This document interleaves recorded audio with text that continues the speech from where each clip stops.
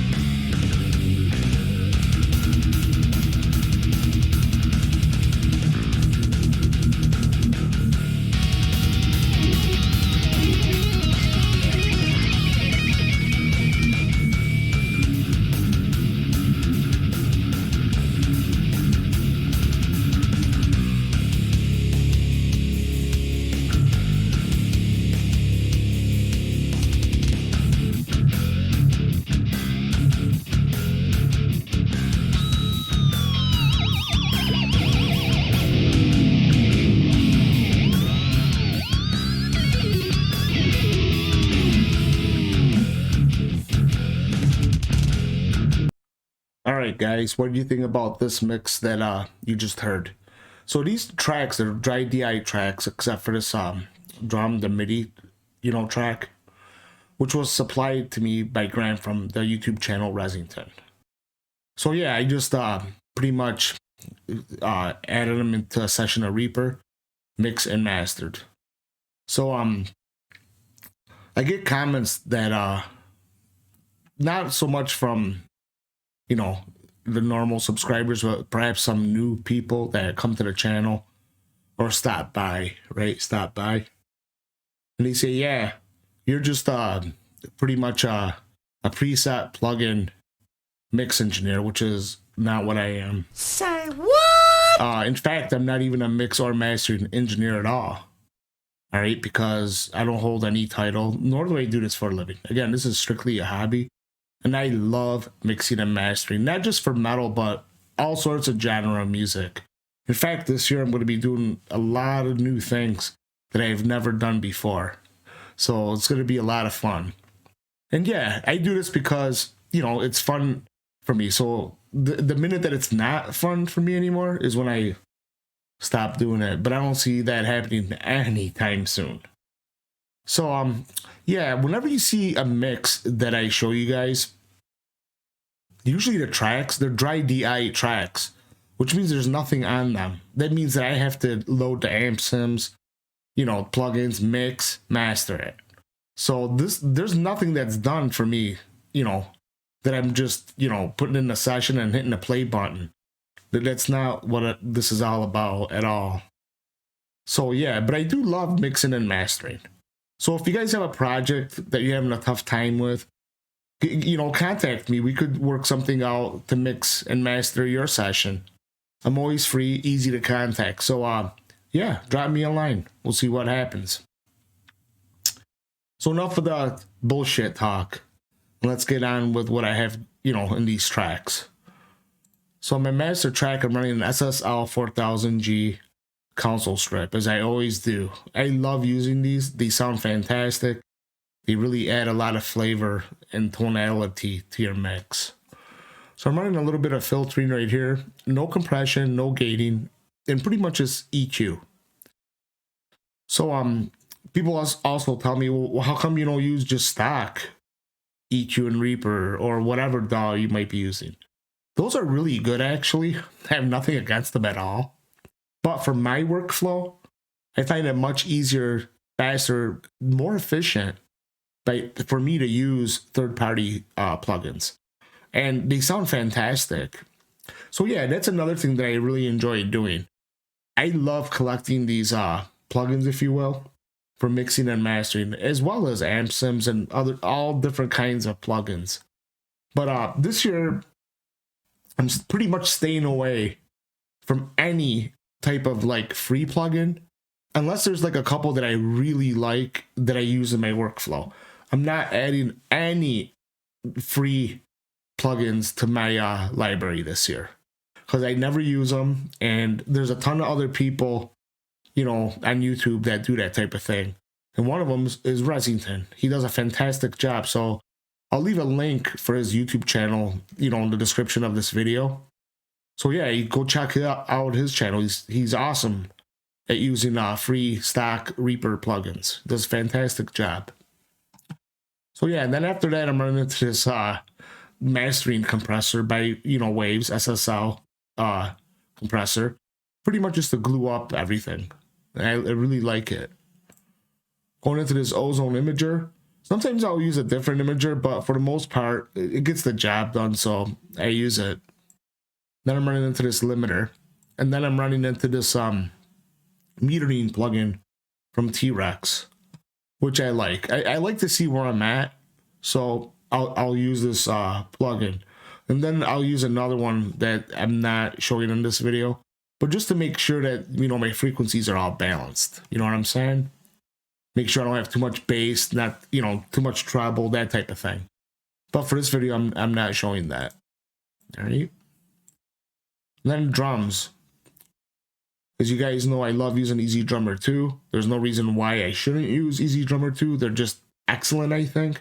These and I really like the Steven Slate SSD 5.5 drums. Those are really nice. And I purchased it as well because, like I said before, I'm getting into this new stuff.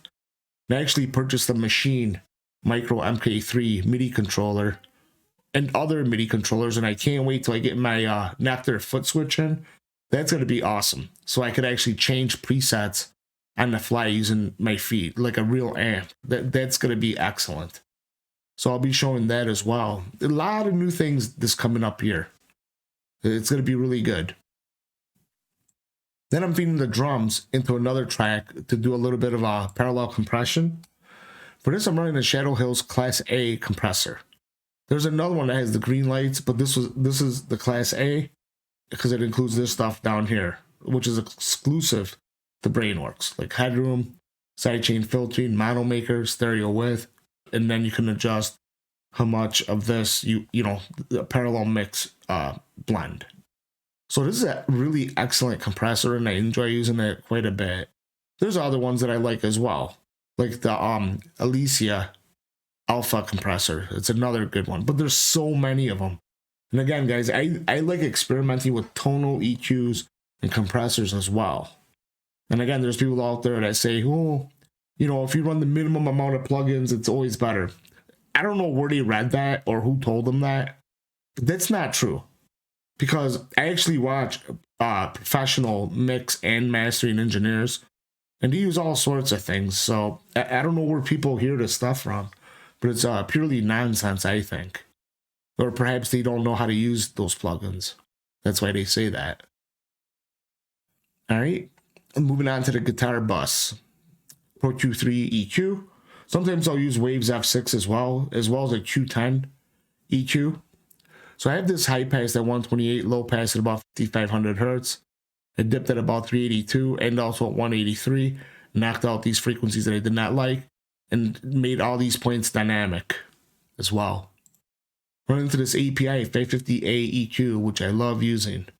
Reduced at 10K by 2 dB, 800 hertz by 2 dB. And that's it. But I like using these API plugins. Then moving on, going into this multi-band compressor from FabFilter again. Or I might use something from Waves as well. Or T-Rex or, Ozone. But again, guys, when you have so many plugins, you have a lot of options. And people are like, well, that's option paralysis. For me, I love option paralysis. Because it's a never-ending experiment for me. And that's what I like. That's what makes it totally fun for me. And I'll never get bored of doing this, ever. I just love mixing and mastering. It's a lot of fun for me. Moving on, going into this Puig Tech EQ. Again, excellent EQ, tonal EQ. And then a limiter. All right. Left and right guitar, they're both paying 100% left and right respectively. So here's the Audiority Randy 250, which consists of two different amps. This one's a RH150, and the other one is called I have it written down on this paper here, RG100 ES, which is this right here, the RG100 ES. So this is a 2-channel amp, as you can see. Higher gain. This side's like a crunch, dirty clean channel, Then it has this channel 2 sustain, which is pretty sweet. It adds boost when you're on the distortion channel. I really like how that sounds. And then your typical reverb of presence, bass, middle, treble. Pretty standard. But let me show you what I have going on. So I'm running on gain 2. This has a gain 1 stage as well. And yeah, bass, middle. That has like a mid scoopy sound right here that you could engage. Sweep, frequency sweep that you could play around with. Treble, reverb, level. Then it has your clean channel as well. And global master, which is pretty sweet. These right here, these are global. These don't really change unless you know, you switch preset. But as you adjust all this stuff, once this is set, you know, it doesn't change. They're global. And then going into this limiter. So this thing has a dual EQ, which is pretty nice. It's like a MXR type of EQ. I like to have the input gain pegged on this VST plugin. Sounds pretty good. You have your gate. It's like a Zakk Wylde overdrive pedal, drive pedal. The amp, of course. Then I like this. This is like a post EQ. This is nice. This is like a Mesa Boogie Mark V feature. Comes in pretty handy. You get a lot of different tones with this VST plugin. So yeah, and here's the cab section. Comes with a bunch of IRs. Got their bonkers, red wires, Seacal cabs. I'm running 2 of them right here blended. A Cranky R121, cap 0. I mean cap 0.5 inches away. And on this side it's an SM57 4 inches away in the cap. Blended. I didn't touch any of this stuff or this stuff down here. But yeah, usually I don't use stock IRs that come with amp sims. I just don't like them. I blend my own. But these sound pretty decent, so I use them. So yeah, that's that. Left and right amps. And then there's the solo guitars, right? Same thing. Same amp. This I just raised the mids on this a little bit, just to cut through a little bit more. And then I am running this free Stanford delay. It's pretty decent delay. Remember what I said. Some free ones I do use and do keep, but man, I had like 40, 50 of them. I just uninstalled them. I'm not gonna use them. They're just not good for my flow. It's not what I do. So I can't streamline if I have all these plugins. So I like to stick to the, you know, standard stuff like Ozone, PA, Waves, you know, Slate Digital, T-Rex, Ozone, Mastering Suite. That's what I like using. And again, you can use whatever you like, but that's what I like using for my workflow. It's really efficient for me. And then running into this limiter. All right, and yeah, it sounds pretty good. I'll let you hear some stuff in a minute. Then finally the bass track. For this, I'm running Neural DSP Dark Glass. I really like this, and I also like Parallax, even though there's other amp sims out there too that sound pretty nice. But yeah, I don't monkey around with the double tracking of bass. I just run one bass track. It's enough for me, and I get good results from it as well. So yeah, so here's the dark glass. Here's the cab section. Dynamic 52A on this side, Dynamic 57 on this side. Pretty standard. It's my own preset that I made. And then I'm running into this another Shadow Hills compressor with a bass fingered preset. I really like how that sounds. So that's that. So yeah, let me let you hear some of this stuff. Let's do the guitars first. So I'll solo out the guitars, let you hear left and right. Oh, and then one more thing before that. I actually added automation to this mix. When the solo guitars kick on, I actually decrease the volume right here by about 4 dB right here and also right here, and I'll show you that as well. So yeah, it just makes the lead guitar stand out more. So let me solo out the guitars and let you hear how this sounds real quick. I'll just keep this on loop in case it, you know, it starts again.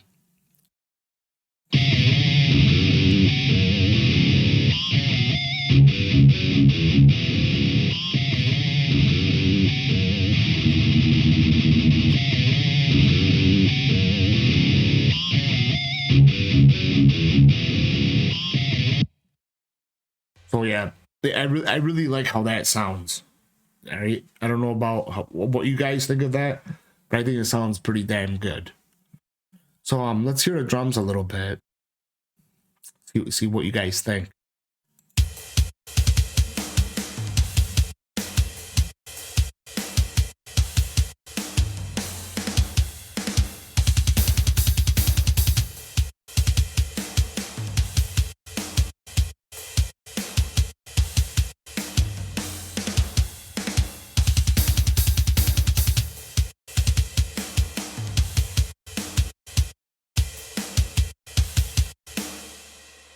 Not very much compression going on at all, just very little. That's why you hardly see that needle move. There's very little. All right,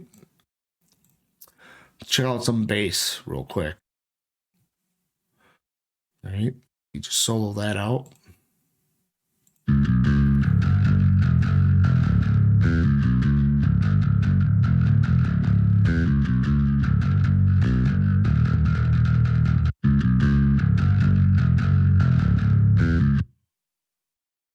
Oh yeah, sounds pretty good. Oh, by the way, I forgot to mention. Remember those really huge headphones I had? Those are in the closet. I only use those really to listen to music when I'm not mixing and mastering. So I just got these. They're really good. Bear Dynamics DT880 Premium, and they're semi-open back. Excellent headphones. You can wear them all day. No earache. Ears don't get hot. They're great. I'm super happy that I have these now. These sound fantastic. They sound very similar to my JBL studio monitors, which I love a lot compared to a lot of monitors out there. So yeah, let me let you check out this volume automation. So let me go over here, okay? Let you guys hear what happens. So when this solo part comes in, the volume drops a little bit, and you also hear that now. So let me play that for you.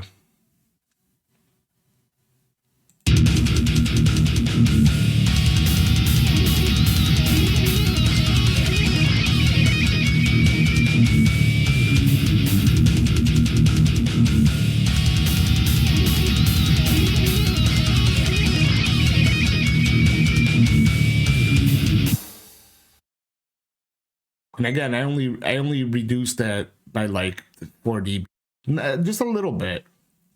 You know what I mean? Just to help it out a little bit. That's all. And then I did it again over here.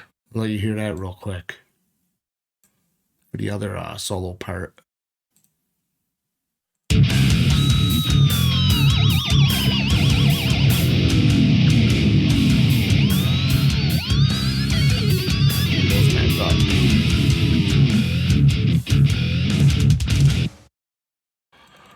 So yeah, man, that's pretty much what I have going on.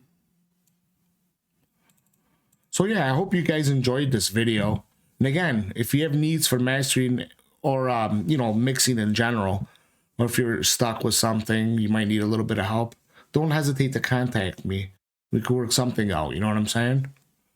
So yeah, till next time I do another review in a different plugin or mastering or mixing session. You guys, please stay safe. And if you like what I'm doing, please subscribe, like, share my videos. As always, don't forget to hit that notification bell so that you do get notified when I release new content. All right, guys?